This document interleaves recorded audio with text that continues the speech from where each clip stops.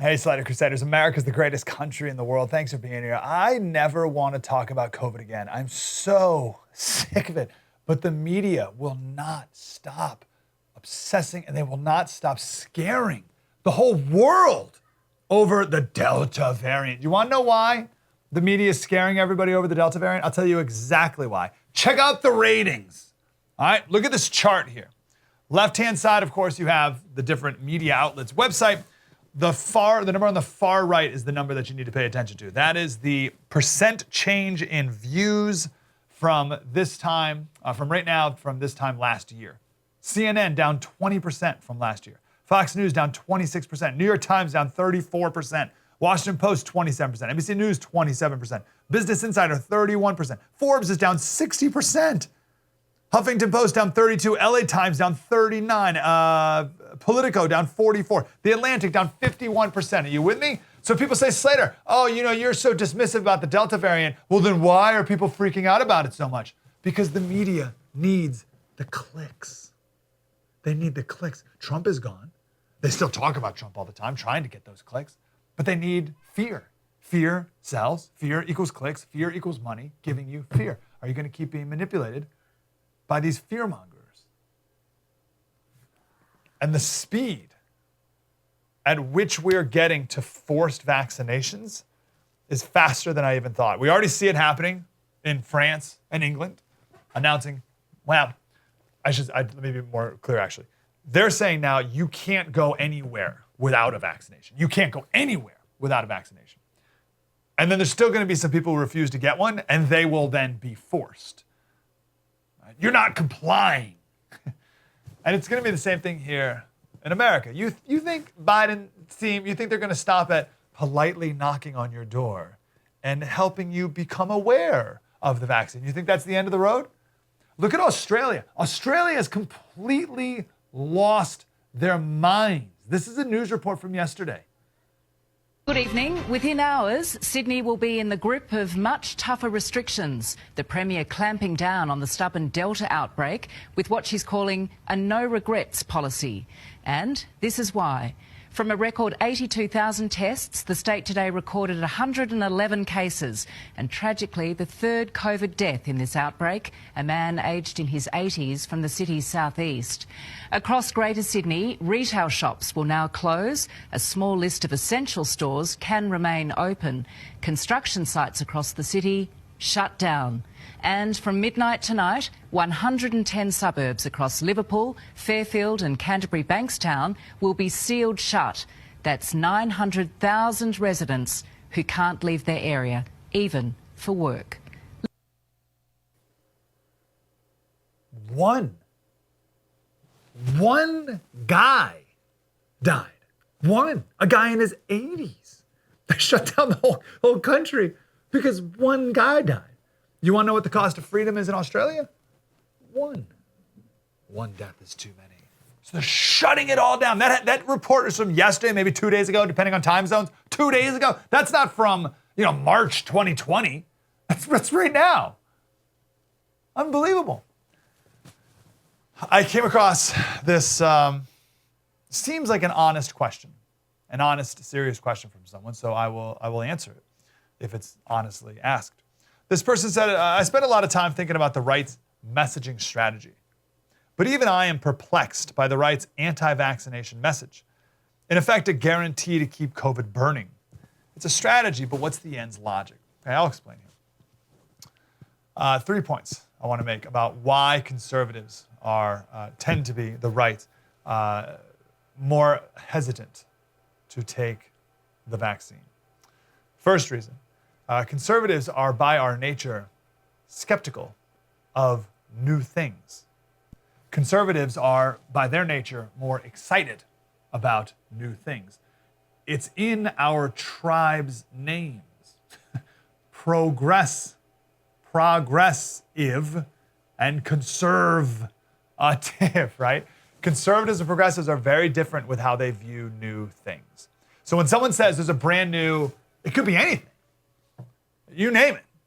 But if someone says there's a brand new vaccine, not even FDA approved, hot off the presses, a progressive is going to be like, That's great. Shoot it right into my veins. Give me 10 shots. Here's my entire family. Here's our newborn, born last week. Shoot it right into their brains. This is fantastic. It's brand new, and new means better. That's the progressives' mindset. And it's not always wrong, right? But that's just how they think, right? New equals better. And a conservative's instinct is, wait, whoa. Slow down. What do you got? What are you giving me? You got a new vaccine? I don't like it. I don't like it. Give me more evidence. And it's like that with everything. Second reason why conservatives tend to be more vaccine hesitant is the way that conservatives and progressives view authority. I would argue that conservatives are more questioning of authority at first, and then when the authority proves trustworthy, conservatives can be very, very loyal. But at first, it's like, who are you to, right? No. Progressives tend to submit to government authority much quicker on the front end. It's a very broad brush, but it's enough of a statistical difference to make a difference in the end. And vaccines are a good example of this, right? So the government says take a vaccine. You're like, who? Because the progressives say, they look at that and they say, oh, great, the government. They are so trustworthy and wonderful and only always have my best interest at heart. Conservatives say, where'd you say you're from? It's Ronald Reagan's he said, this is one of his famous lines, is the 10 most dangerous words in the English language are, I'm from the government and I'm here to help. It's one of the conservative mantras. So you want to know why conservatives are vaccine hesitant? Because the government's saying, literally, I'm from the government and I'm here to help. Here, take this vaccine. And we have plenty of examples of this concern from conservatives being very well-founded. A couple weeks ago, we played a lot of clips from this 60 Minutes story about the 1976 swine flu outbreak. And I'll give you the very short of it. There was no swine flu outbreak. It didn't exist, wasn't a thing. But they still led into this massive vaccine effort. I think they ended up vaccinating like 50 or 48% of the country or something like that. There was no swine flu. And people had to sign a waiver when they got the vaccine, and the waiver said this has been tested, but the CDC actually were giving people an untested version of the vaccine. And they lied to everyone in their marketing of it. So conservatives look at that story and they say, see, look, I have good reason to be hesitant. This is the same CDC. Why would I trust you at all, CDC, of today, based on that, and also based off how you've acted these last 2 years with COVID? Conservatives have a healthy distrust of government, and that's a good thing. Here's Fauci the other day on CNN. Do you think we could have eradicated polio or defeated the measles if you had Fox News night after night warning people about these vaccine issues that are just, bunk? Well, that is a very good point, Jim. If you look at the extraordinary historic success in eradicating smallpox and eliminating polio from most of the world, and we're on the brink of eradicating polio, if we had had the pushback for vaccines the way we're seeing on certain media, I don't think it would have been possible at all to not only eradicate smallpox, we probably would still have smallpox, and we probably would still have polio in this country if we had the kind of false information that's being spread now. If we had that back decades ago, I would be certain that we'd still have polio in this country. So I'd be certain. Flag Fauci for misinformation. So here's the deal. The first polio vaccine, here's the point I want to make. Here's Fauci saying, back in the day, there was no vaccine hesitancy. And thank goodness. That's why we've eradicated smallpox and polio, because there was no vaccine hesitancy. Not like today. You horrible conservatives with your vaccine hesitancy. It's just horrific. Fauci, come on. The first polio vaccine was of 200,000 kids. It caused 40,000 cases of polio, killed 10 kids. It was in 1955. These were vaccines that were made in the Cutter Lab in Berkeley, California. So you can Google Cutter Lab and you can read about the whole story right there. So don't give me this whole blind allegiance to a new vaccine. It's essential and any hesitation is such a horrible, horrific thing. Back during the smallpox days, there was a ton of opposition to it, right? The left wants you to think that back in the day, people just willingly and properly took the vaccine like good little subjects, like good little Americans. No way, there was tons of pushback. The first groups against the vaccine, the smallpox vaccine, were in England. It was right around 1800. And in America, by the end of the 1800s, we had the Anti-Vaccination Society of America, the New England Anti-Compulsory Vaccination League, and the Anti-Vaccination League of New York City, among others. That was in the late 1800s. That's 100 years of anti-smallpox vaccine pushback. It's 100 years of it. And here's Fauci being like, yeah, there's no pushback on the smallpox. Thank goodness, now it's gone. No, there's 100 years of vaccine pushback. 1918, the Spanish flu, they had anti-mask leagues all across the country. There were court battles in California to stop forced vaccination laws in the early 1900s. So to say that there was this blind submission to all vaccines in the past, and that's why these diseases are now gone, that's just not true at all. And even if you have a very small percentage of the population in America today that are vaccine hesitant, that's still great. We're way beyond herd immunity. We're still going to end up with as much of eradication of COVID as you can, even with the amount of people who are vaccinated today, just like we've eradicated polio and smallpox. This is why I say that forced vaccination is coming with kids. There's no doubt about it because it's all happened before. It's all happened before. So you ask, well, Slater, what changed with people's perspectives on the smallpox and polio vaccines? Are you hesitant to get those too? No, I've gotten them. My kids have gotten them. The difference between the smallpox and polio vaccine and the COVID vaccine is time. That's it. Time. They're not new anymore. Remember, that was my first point, is that conservatives tend to be a little more hesitant of things that are new. Smallpox and polio vaccine, not new. One last point. If this vaccine turns out to be 100% safe, I would imagine this would be the very first time in medical history that a new medicine came out with zero side effects. Am I right? How many side effects does a Cialis commercial tell you? It's like a 60-second Cialis commercial, and 48 seconds of it is side effects. Also, there's different vaccines all around the world. There's your Cialis. Cialis. Like immediately, the voiceover guy's talking about side effects. He barely even says what Cialis does. Also, there's a ton of vaccines all over the world. It's not just the ones that we're using here. There's vaccines all around the world. So if ours magically, miraculously proves safe, will all of them? And here's the most important point here. If studies come out about these vaccines not being safe, do you trust our media to tell you about them? Do you trust our media to tell you about it? Do you trust medical journals to even publish them? Remember a couple years ago, someone at Brown University did a study on rapid onset gender dysphoria. And it was released, and the trans lobby came out and was against it, and then Brown University immediately, gone. What scientist, what university would be brave enough to come out with any sort of study? What medical journal would be brave enough to come out with any sort of study that Trump would like? And then even if they did, what media would report on it? Final thing, third reason why conservatives tend to be more skeptical.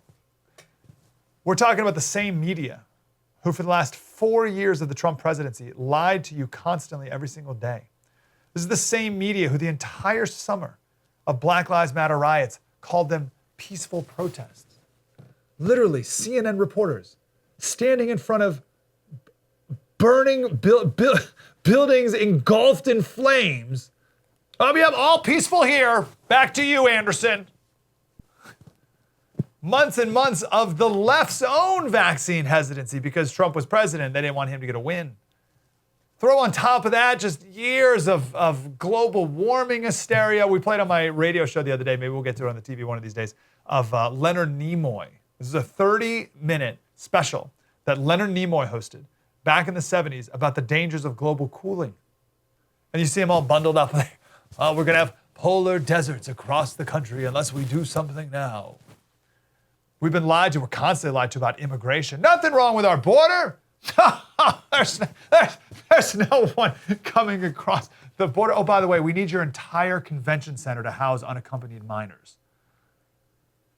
We're just bombarded for years with this stuff. And those same people come up to you and say, hey, take this, it's totally safe. You're gonna have people who say, I don't think so. Right? And if you're on the left, and get back to that person who asked that question, like, I just don't understand right? You see that, right? You have to understand that. Now, none of those are my reasons for not getting the vaccine. But you can see how someone would be turned off by being lied to nonstop for 4 years. Please download our app on your smartphone.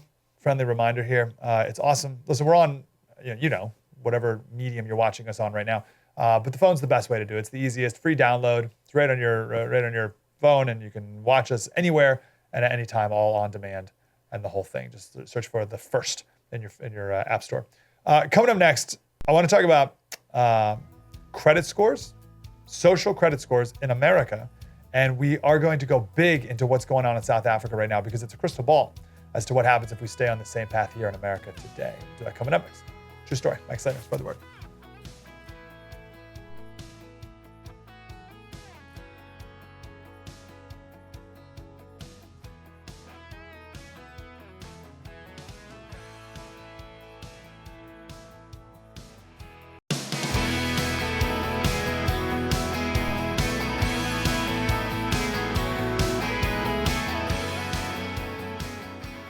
Hey, Slater Crusaders, we will have a social credit score like they have in China. We will have a social credit score here in America. And there's going to be a lot of different factors on it, and your vaccine status will be one of those factors as well. Zuby posted this just the other day. He said, it's just 2 weeks to slow the spread.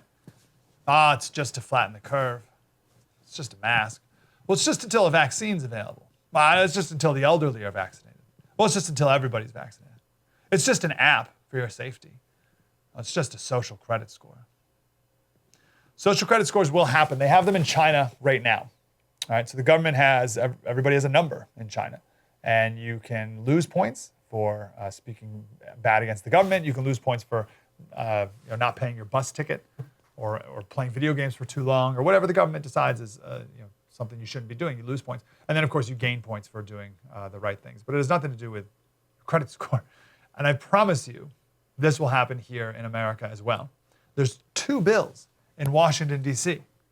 they do one of 2 things. Right now there's 3 private companies that do credit scores. So I don't know if this would get rid of those, or if this would be a 4th one that would do their own kind of credit score thing and try to crowd out the other 3 and eliminate those, right? Either way, the federal government would be in charge of everybody's credit score. Why? Why does the federal government want to be in charge of everybody's credit score? This is Maxine Waters, who's the head of the finance committee, who's doing this. She said, credit score is a gateway to wealth. Yet, for far too long, our credit reporting system has kept people of color and low-income persons from access to capital to start a small business, access to mortgage loans to become homeowners, and access to credit to meet financial emergencies. So the current credit score system is racist. The current credit score system is racist. And we need the federal government to be in charge of it so that we can give people different credit scores based on factors that have nothing to do with credit. So let's say you're white and you have an 800 credit score because you've paid your bills on time for many, many years, and you've proved that you are someone who will continue to pay their bills on time. And then there's a black person over here who has a 600 credit score because they do not pay their bills on time. Once the federal government comes, Maxine Waters look at that and be like, oh, that's inequitable. There's inequity there. It's racist. The black person's score is not as high as the white person's score. It's racist. So the federal government's going to come in and say, hey, don't worry, black person. You've been historically hurt through all of society because of the institutional slavery and systemic racism in America. So your credit score is not 600, it's now 750. And white people have enough houses. Don't they? You have enough wealth. You've had enough houses. There's too many white people in this neighborhood as it is. So your credit score is now 650. Equity. Why? To transfer wealth. That's all any of this ever is. It's all communism. That's the whole point of this. This is all communism, all of it. The critical race theory, the environmentalist movement, all of it is communism. Now, you maybe, I know there's some people listening now, like, Slater, it's a little much. All right, listen, I'm usually a fan, usually right with you. It's a little crazy. This is the head of the National Consumer Law Center. She says, while public agencies are not perfect, at least they would not have, so public agencies, the government, at least the government would not have profit making as their top priority. They, the government, could also be charged with developing credit score models to reduce the growing racial and economic inequality in this country. That's how communism will be ushered in America fully. Communism defined here as the complete allocation of resources by the government. That's what the government wants to do. They want to allocate resources themselves. That's total, absolute control. So they will decide who gets credit. They will decide who gets to buy a house, right? Who can borrow money to buy a house. They will decide who gets to borrow money to buy a car. They decide who gets to borrow money to start a business, and so on. Oh, you're white? You don't need another house. Right? We need more black people to own homes. Sorry. We're lowering your credit score. This is how they allocate money. Of course, you have the big welfare, and they hand money out and all that. This is a new way of allocating money through the banking system. Right? Oh, banks, you're not allowed to loan money for a new house unless someone has a credit score above 700. And who's allowed to have credit scores above 700? Maybe we'll let a few white people have it, but you know, we need all Hispanics automatically have a credit score above 700 or whatever. They decide. You with me? We're going to talk more about this. I just want to put that right there. We're going to talk more about that later because that is a big deal. And everybody's missing these bills that were just 2 weeks ago. I think they were presented in front of Congress. All right, another story everyone's missing that we are going to cover a lot is what's going on in South Africa. And you may be saying, Slater, who cares about what's going on in South Africa? That's very far away. No. South Africa is our crystal ball because their entire society has been built on critical race theory. So you want to see where our country is going to end up if we continue to go down this road? You just look to South Africa. But no one's covering South Africa. No one in the media is covering what's going on in South Africa. It's maybe the first time you've ever heard that something weird is going on in South Africa. South Africa, absolute chaos. We have a guest coming up in the next segment to give us more insight about all this. But the former president was arrested and thrown in jail for massive corruption. He's a bad dude. So his supporters rose up and like all hell broke loose. Like they're not just shoplifting Victoria's Secret. They're shoplifting the mall. The ports are too dangerous for anyone to go to work. They're too dangerous for anyone to upload the ports. So cargo ships are being raided. These are white farmers shooting live ammunition at a crowd of looters coming their way. Warehouses have been razed and destroyed. People are starving to death. But the arrest of the former president was just the spark of it. This obviously has been under the surface in South Africa for a long time. Last time we talked about South Africa a couple years ago was because the black leaders there were calling to confiscate all the land of white farmers. And white farmers being murdered in the middle of the night by roaming bands of people. All right, it's like, let me quote Rian Milan, is someone he's from South Africa, he lives in South Africa. I think we have him booked next week, or we're trying to book him. We're hoping he can come on the show. Because we have a bunch of people in South Africa that we're booking now, because we are going to talk about this a lot. He calls this the beautiful idea in South Africa. The beautiful idea. What's the beautiful idea? The beautiful idea holds that all humans are born with identical gifts and should turn out to be clones of one another in a just society.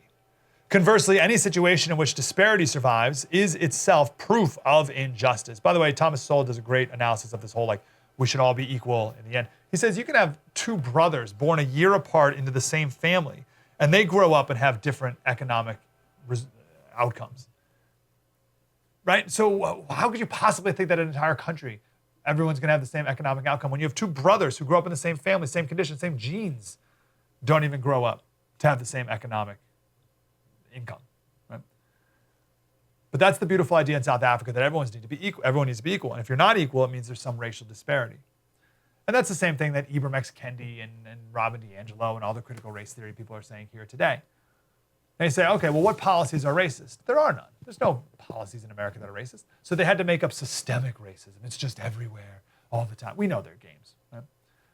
And that's what South Africa is based off of. They have critical race theory policies instituted in South Africa. This guy, he says South African corporations are required to give large ownership stakes to black partners, whether or not they brought anything to the table besides black skin. Firms are required to meet racial quotas in hiring, meaning roughly 88% black. Tendering for government business became increasingly pointless because contracts were awarded to black-owned firms even if their prices were double, triple, or tenfold.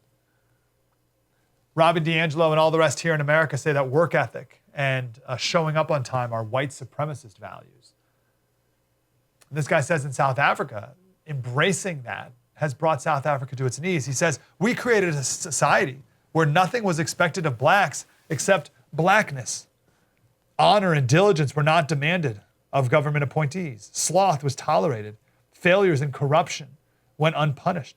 Blind pursuit of equity to achieve its opposite, a staggering equality gap among blacks themselves, with a few fortunate benefiting hugely and the masses sinking into abject misery.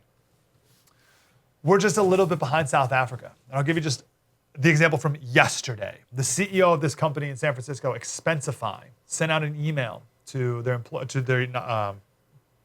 customers saying that for every dollar they pay white male employees, they're going to donate 25 cents to expensify.org/justice to give out to different social justice causes. Think about how insane that is.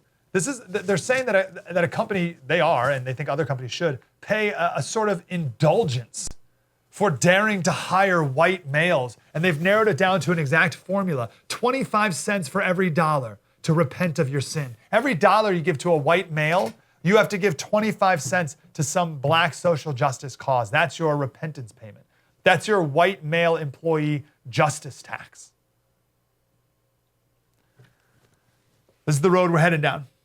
We've got a guest coming up next who knows all about this, gives all the details, all the background, all the context, and all the parallels as we look into the crystal ball of where we're headed. That is South Africa. It's next. True Story, Mike Slater. Spread the word.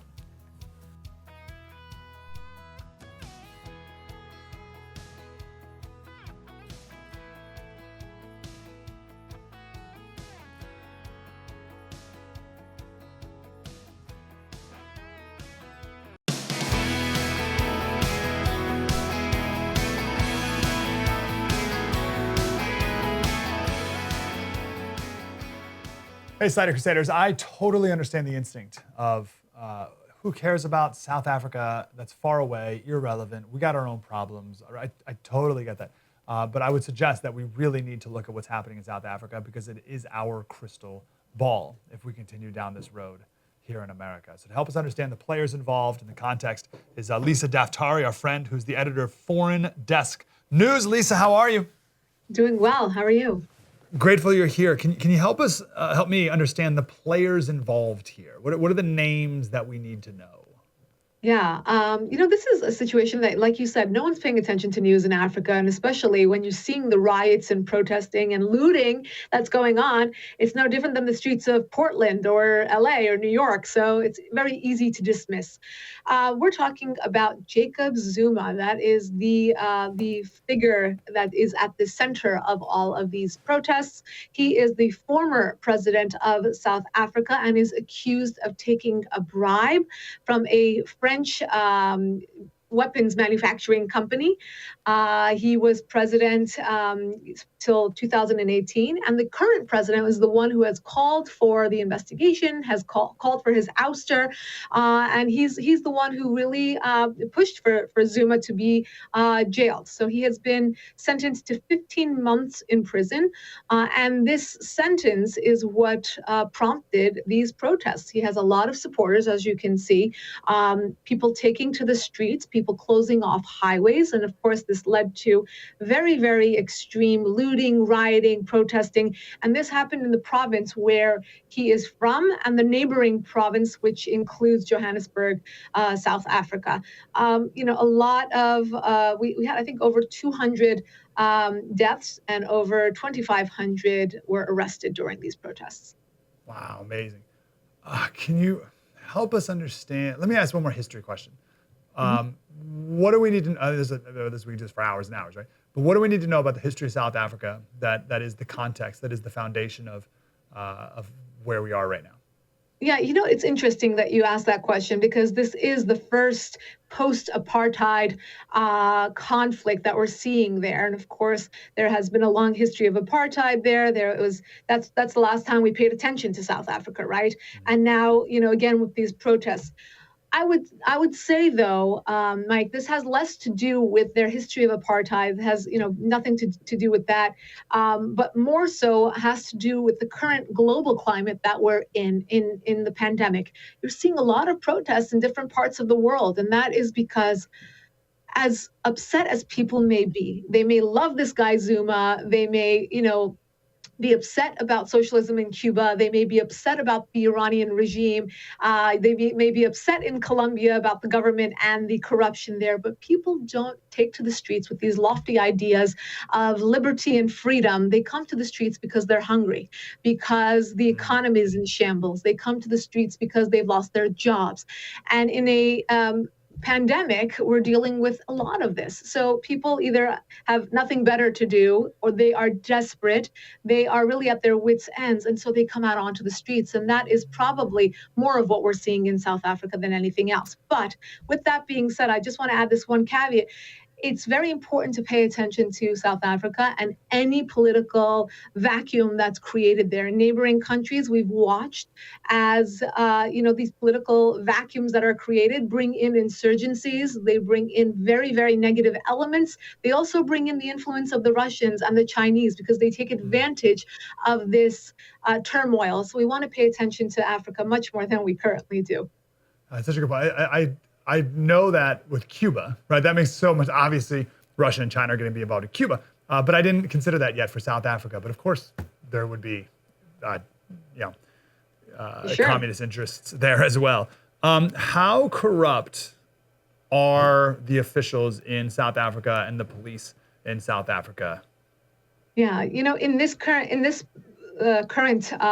crisis that they're facing, the president is ordering all of the crackdowns. I mean, it's almost like a personal conflict between the two individuals, Ramaphosa, who's the president, and Zuma, who is the former president. So we're seeing, these are his guys, right? So if they're going out and being brutal and they're, trying to shut down these protests, it's because of his orders. But we did get pretty ugly before they started being as violent as they were in terms of the crackdowns. If you saw some of the footage, I know you were showing it.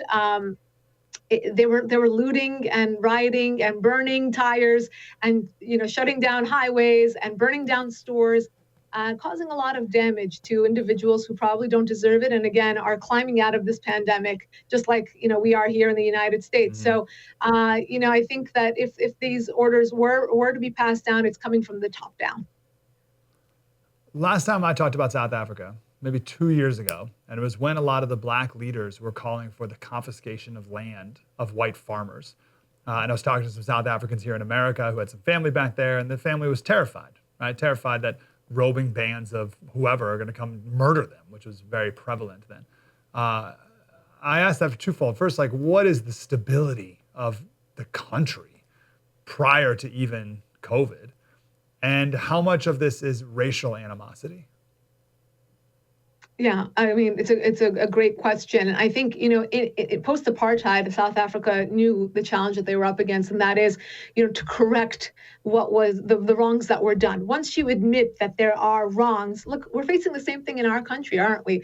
We're having a moment here where we have to really unfortunately, reevaluate everything. Does it sound racist? Is our curriculum racist? Should we teach critical race theory? Should we teach about, should we change the history of the United States to reflect a different, something different than what it is? And of course, South Africa having, a more pronounced and much more exaggerated version of this, racism and black versus white. Currently, that's, this current turmoil is not based on that. You're seeing most of the protesters that are out on the streets are Black, and they are protesting for their Black leader, and the current president is a Black leader.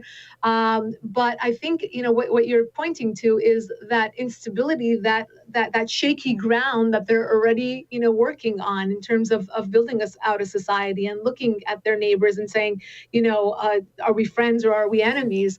I think this has more to do with, this specific character of Zuma and the support that he had, and calling out corruption. Look, it's a great sign if both leaders are Black leaders and they're dealing just with the politics of what happened and not with the color of their skin. I think we can call this a post-apartheid crisis in South Africa. Real quick, because I got you, I want to transfer over to Cuba. We talked about Cuba a lot. I think it kind of popped off, whatever it was, last week, and we right before we came on the air. We had a guest on quickly, and I asked them, and we talked all about it. And I asked them, I said, "Do you think this is going to turn into a real freedom movement, or is the machine guns are going to come out and they're just going to kill a bunch of Cubans and they're going to be scared and go back, and people are going to give them some food and vaccines, and that it all gets quiet down?" And the first two guests we had on were pretty cynical, saying like, "Yeah, that's probably what's going to happen." Well, here we are like a week or so later.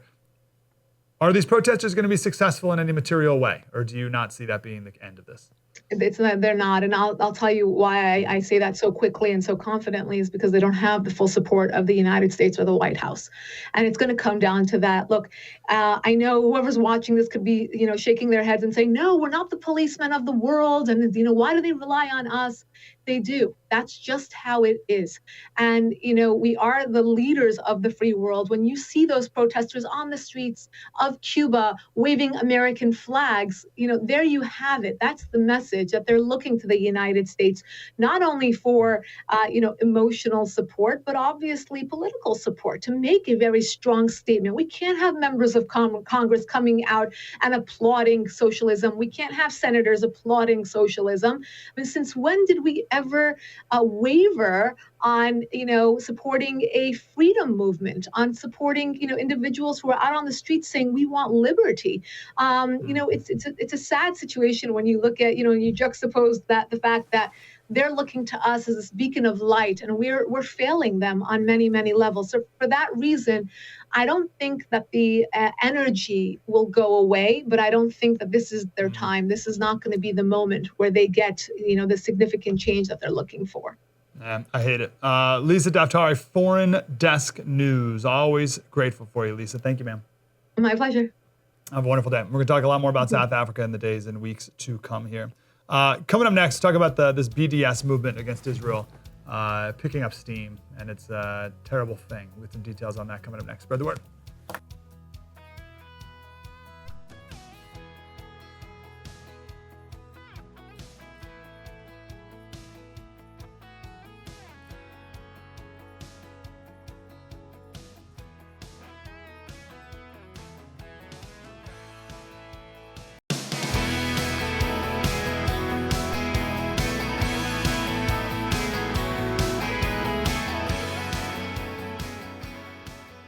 Hey, Slater Crusader. So the other day, Ben & Jerry's ice cream says we will end sales of our ice cream in the occupied Palestinian territory. The first time I encountered BDS, the BDS movement against Israel, was in college, and these people protested because SodaStream, which was an Israeli company, was used in the dining halls. So we had to eliminate all the soda streams in dining halls because it was an Israeli company. So give me a break. Cherise Trump is here. Wrote a wonderful article about this the other day, and the latest with the BDS support across the country. Cherise Trump, how are you, ma'am? I'm good. Thank you so much for having me. And real quick before you do that, the last name, it's had to have been annoying these last 4 years, isn't it? Yeah. There's no relation that we know of, at least. I know. Now, but have you always had to say no relation, or has that just been the last 4 years now? It's Cherise Trump, no relation. Well, we really haven't had to explain it so much in the past. Okay, yeah, that's a bummer. All right, what is BDS? So BDS is a movement run by Palestinians for Justice for Palestine. It is a boycott, divestment, and sanctions movement against Israeli companies or companies that operate in Israel. And we've been seeing primarily this kind of started in the early 2000s, and we've been seeing this kind of take off on college campuses because it's just, college campuses are ripe for any kind of like social justice movement or any kind of where students want to compel others to participate in certain movements. That's usually what's going to happen on campuses. And so BDS movement has been around, like I said, since the early 2000s, and it's kind of springs up again every time with a lot of momentum whenever there's an issue where Israel has to defend itself against Hamas or the Palestinians. So this is just kind of what we're seeing again on college campuses where students are now trying to compel certain behavior and support for the BDS movement. And administrators really aren't stepping in to stop this. I mean, this is compelled support and viewpoint discrimination against Jewish clubs and organizations on campus. And I can go more into kind of some of the totalitarian behavior that we're seeing out of the students. I definitely want to hear that. I just want to make the obvious point here, get it out of the way, is that with what's going on in Cuba right now, Black Lives Matter and some other groups have come out, and the first thing they say is how horrible it is that we have these sanctions against Cuba and we're impoverishing the people and blah, blah, blah. Yet here, I guarantee you, those same people also support BDS in Israel. Tell us about what they're doing in practice. Yeah, so we've seen a number of times now where you have universities like Pomona College is a really good example. It was just this last April where student government associations are attempting to withhold funding from clubs on campus, from all clubs, unless they support certain movements. And this one, and Pomona was the BDS movement. And so they passed the resolution, but there was so much controversy around it that they were forced to table it. And then after that, they ended up having to deal with, getting diverse viewpoints and ideas presented in order for them to pass it, and it therefore didn't pass. It was tabled permanently, and they had to change the wording to have it so that only the student government essentially was going to participate in the BDS movement, and that they couldn't compel the clubs to do this. Like I said, this is active, compelled support and viewpoint discrimination. If you were a Jewish club on campus and this resolution was actually passed with the original wording, those students, all the students and all the clubs, in order to receive funding, which all students pay into, by the way, because it's their student activity fees that is looped into your tuition fees. So all of those fees that are supposed to help clubs on campus and support them so they can do fundraisers and events, those all would have been under scrutiny, and everyone would have had to prove that they were supporting the BDS movement by making sure they weren't buying from any companies on this long, tedious, evolving list of thousands and thousands of companies on the BDS website, including companies such as HP, which we know that most universities use their computer systems are HP, or any kind of tech on campus is most likely HP. What's HP's connection to Israel? They're not an Israeli company.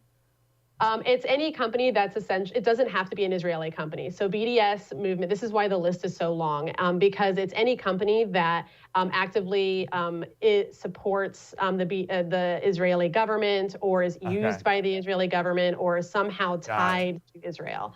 So it doesn't even have to be, Yeah, just to drive this point home for everyone, because a couple years ago, if we were having this conversation, Cherise, I would have said, oh, those college kids, they're crazy and they do crazy things, but it's, Pomona College, it'll stay on Pomona College. Nah, those days are over. We have seen already how these ideas don't just leak out of college campuses, but pour out of college campuses into the rest of the society. And when these kids grow up, we always thought that they would get smacked around and start acting normal again, but no, they start dictating. Do you see this when they graduate, 5 years down the road or whatever? Do you see this happening nationwide outside of college campuses? Yeah, this should be something we're paying very close attention to, because college campuses are essentially the training grounds for future leaders. And we're seeing what would be potential future leaders come out with very totalitarian penchants. Their behavior is, rather than debating each other and trying to, participate in open dialogue, they'd rather just shut it down to begin with and not even try to entertain the idea of opposing views. So this is very disconcerting when you think about the type of leaders, future business leaders, future government leaders coming out of these campuses, and their first step is to just force people to agree with their ideology. Or else. Yep. Cherise Trump, Executive Director of Speech First. Thank you, ma'am. Thank you. Have a good one. Thanks for all your work on that. This goes back to our second segment about social credit score. How about that? So yeah, here's your credit score. Bud, have you signed this pledge against Israel, against BDS? You haven't? Ooh, you're going to go down 50 points on your social credit score because of that. True story. Mike Slater. See you tomorrow. Spread the word.